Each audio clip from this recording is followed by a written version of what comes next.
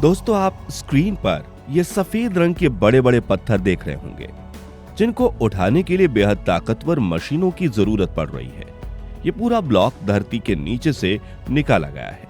Screen पर दिख रहे ये इन बड़े बड़े पत्थरों को मार्बल कहा जाता है, जिनका इस्तेमाल घर की फर्श, मंदिर की मूर्तियां और बहुत सारी सजावट वाली चीजों को बनाने में किया जाता है। आज इस वीडियो में हम जानेंगे कि कैसे कोयले जैसी काली धरती के नीचे दबे ये पत्थर इतने सफेद कैसे रहते हैं और इनको कैसे धरती के नीचे से निकाला जाता है, जो करोड़ों सालों से नीचे फंसे हुए हैं। आज हम वीडियो से जानेंगे इस पूरे प्रोसेस को। दोस्तों, अगर आप हमारे चैनल पे नए हैं तो सब्सक्राइब करना ना भूलें। चलिए शुरू करते हैं। आखिर मार्बल क्या है?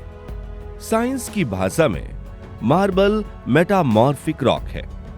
सिंपल शब्दों में समझाएं तो जब चूना पत्थर यानी लाइमस्टोन जमीन के अंदर बेहद गर्मी और प्रेशर झेलता है तो वो अपना रूप बदल देता है और क्रिस्टल क्लियर मार्बल बन जाता है। यह प्रोसेस करोड़ों सालों तक चलता है। इसकी खूबसूरती इसके अंदर मौजूद कैटालिक क्रिस्टल्स और उनके वेन्स यानी नसों में छुपी होती है, जो इसे एक यूनिक पैटर्न देती हैं। दुनिया में हर मार्बल ब्लॉक अपने आप में अनोखा है, बिल्कुल हमारे फिंगरप्रिंट्स की तरह। इसी वजह से मार्बल में अलग अलग प्रकार की किस्में आती हैं, जैसे white marble, black marble, Italian marble, दानेदार मार्बल और गोल्ड लाइन मार्बल। आगे समझते हैं कि मार्बल की खोज कैसे की जाती है। अब मार्बल निकालने के लिए सबसे पहला स्टेप है सही जगह ढूंढना। ऐसा नहीं है कि कहीं भी खुदाई शुरू कर दी और उसके पीछे पूरी साइंस है। जियोलॉजिस्ट यानी भूवैज्ञानिक जमीन की स्टडी करते हैं। वो सैटेलाइट इमेजेस देखते हैं, जमीन के पैटर्न्स को समझते हैं और अनुमान लगाते हैं कि कहां पर अच्छी क्वालिटी का मार्बल मिल सकता है। एक बार पोटेंशियल एरिया मिल जाए, वहां टेस्ट ड्रिलिंग की जाती है। पतली पतली मशीनें जमीन के अंदर ड्रिल करके पत्थर के सैंपल्स निकालती हैं, जिन्हें कोर सैंपल्स कहते हैं। इन सैंपल्स को लैब में टेस्ट किया जाता है। इससे मार्बल का रंग, उसकी मजबूती, उसके पैटर्न और उसमें कोई क्रैक है या नहीं, ये सब पता चलता है। जब सारे टेस्ट पॉजिटिव आते हैं तभी उस जगह को मार्बल निकालने के लिए फाइनल किया जाता है। इस पूरी जगह को क्वेरी कहते हैं। क्वेरी साइट को साफ करना। सही जगह मिल गई, अब टाइम है उस जगह को खुदाई करने के लिए तैयार करना। मार्बल अक्सर जमीन के ऊपरी सतह पर नहीं होता। उसके ऊपर मिट्टी, मोटे मोटे पत्थर, दूसरी चट्टानें और कई लेयर्स होती हैं। इस ऊपरी परत को ओवरबर्डन कहा जाता है। बड़े बड़े एक्सकेवेटर, बुलडोजर्स और डंप ट्रक्स की मदद से इस पूरे ओवरबर्डन को हटाया जाता है और एक बहुत बड़ा मेहनत का काम होता है। कई बार तो मीटरों मोटी परत को साफ करना पड़ता है, तब जाकर नीचे छुपा मार्बल का खजाना दिखना शुरू होता है। जब साइट पूरी तरह से साफ हो जाती है तब असली काम शुरू होता है, पहाड़ को काटने का। यह इस पूरे प्रोसेस का सबसे मुश्किल पार्ट है। पुराने जमाने में लोग डायनामाइट या बारूद का इस्तेमाल करते थे, लेकिन उससे मार्बल में छोटे छोटे क्रैक्स आ जाते थे और बहुत सारा वैल्यूएबल पत्थर बर्बाद हो जाता था। लेकिन आज टेक्नोलॉजी ने सब बदल दिया है। आजकल सबसे पॉपुलर तकनीक है डायमंड वायर कटिंग। आप इमेजिन कीजिए एक बहुत ही लंबी स्टील की रस्सी जिसके ऊपर छोटे छोटे इंडस्ट्रियल डायमंड्स जड़े होते हैं। इस तार को एक पावरफुल मशीन के जरिए पहाड़ के आर पार किया जाता है और फिर तेजी से घुमाया जाता है। ये हीरे जड़ी तार मक्खन में गर्म चूड़ी की तरह पत्थर को आर पार कर देती है और फिर आहिस्ता आहिस्ता बिल्कुल सीधी लाइन में पहाड़ को काट देती है। इससे ना कोई वाइब्रेशन होती है और ना ही मार्बल में क्रैक आता है। बिल्कुल परफेक्ट कट मिलता है। इसी तरह जायंट चेन सॉ का भी इस्तेमाल होता है। ये हमारे घर में लकड़ी काटने वाले चेन सॉ की तरह नहीं होते। ये बहुत बड़े बड़े होते हैं। इसकी ब्लेड कई मीटर लंबे होते हैं और उन पर लगे दांत भी इंडस्ट्रियल डायमंड्स के बने होते हैं। इन मशीनों से वर्टिकल और हॉरिजॉन्टल कट्स लगाए जाते हैं ताकि एक पूरा विशालकाय रेक्टेंगुलर ब्लॉक पहाड़ से अलग हो सके। 1000 टन पत्थरों को एक जगह से दूसरी जगह ले जाना। एक बार जब मार्बल का एक विशाल ब्लॉक जिसका वजन 50 से 100 टन या उससे भी ज्यादा हो सकता है चारों तरफ से कट जाता है तो अगला चैलेंज होता है उसे उसकी जगह से हिलाना और उठाना। इसके लिए हैवी ड्यूटी क्रेन्स और ट्रक्स का इस्तेमाल किया जाता है।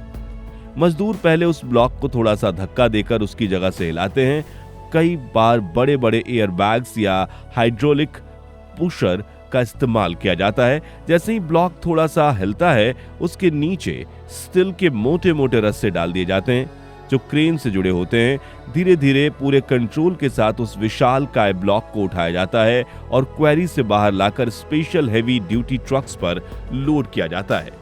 ये सीन देखने में ऐसा लगता है मानो कोई साइंस फिक्शन मूवी चल रही हो। प्रोसेसिंग और पॉलिशिंग।